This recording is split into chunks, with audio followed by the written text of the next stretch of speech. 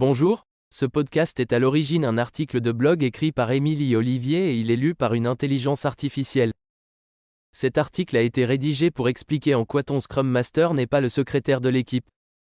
Après quelques années d'expérience comme développeuse et analyste dans une équipe agile, puis comme Product Owner, j'ai décidé en 2021 d'expérimenter le poste de Scrum Master afin d'avoir une vision 360 de l'agilité.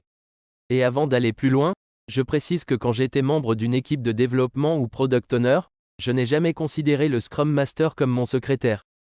D'ailleurs, pour être tout à fait honnête, j'avais très peu de considération pour les Scrum Masters.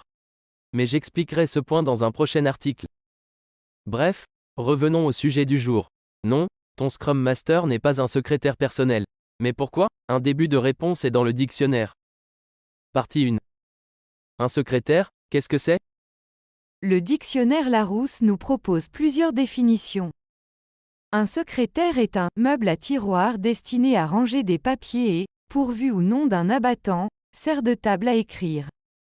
Autre définition, un secrétaire est aussi une personne qui s'occupe de l'organisation et du fonctionnement, ou une personne dont le métier est d'assurer la rédaction du courrier de quelqu'un, de préparer des dossiers, etc. Partie 2. Un Scrum Master, qu'est-ce que c'est? Le guide Scrum dit que le Scrum Master se doit d'aider tout un chacun, l'équipe et l'organisation à comprendre la théorie et la pratique Scrum. Le Scrum Master est redevable de l'efficacité de la Scrum Team. Il permet à la Scrum Team d'améliorer ses pratiques en suivant le cadre de travail Scrum. Le Scrum Master est, avant tout, un véritable leader au service de la Scrum Team et de l'ensemble de l'organisation. Partie 3. Pourquoi un Scrum Master n'est pas un secrétaire? Non. Premièrement parce qu'un Scrum Master n'est pas un meuble. Deuxièmement parce qu'un Scrum Master n'a pas pour responsabilité la gestion des tâches administratives de l'équipe. Partie 4. Pourquoi il peut y avoir confusion entre Scrum Master et secrétaire? Les rôles et responsabilités sont mal compris.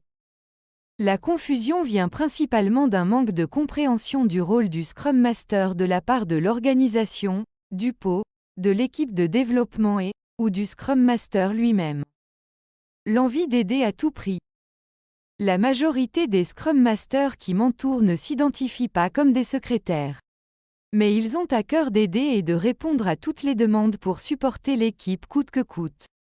Que ce soit par syndrome de l'infirmière, syndrome du héros ou encore celui du oui-oui où il est difficile de poser ses limites, le Scrum Master répondra présent. Le risque à payer dans ce comportement, c'est de rendre son équipe dépendante. Qui dit dépendance, dit nuire à l'autonomie et à l'autogestion de l'équipe Scrum qui est recherchée. Partie 5. Un Scrum Master n'est pas un secrétaire? Mais alors que faire quand on me demande de faire du secrétariat? Quel que soit notre poste, Scrum Master ou non, c'est toujours compliqué de dire non quand quelqu'un nous demande de l'aide. Mais après avoir fait l'erreur, de l'avoir regretté et d'en avoir pâti, je vous propose de vous poser les questions suivantes. Question 1. Cette tâche est-elle de ma responsabilité? Oui, alors je le fais. Si la réponse est non, alors qui a cette responsabilité au sein de l'équipe? Question 2. Ai-je l'envie ou le temps de rendre service? Oui. Alors je le fais en expliquant que cette tâche est hors de mes responsabilités, mais je vais le faire exceptionnellement. Question 3. Si je le fais, sur le long terme, quel sera l'impact sur l'autonomie de l'équipe?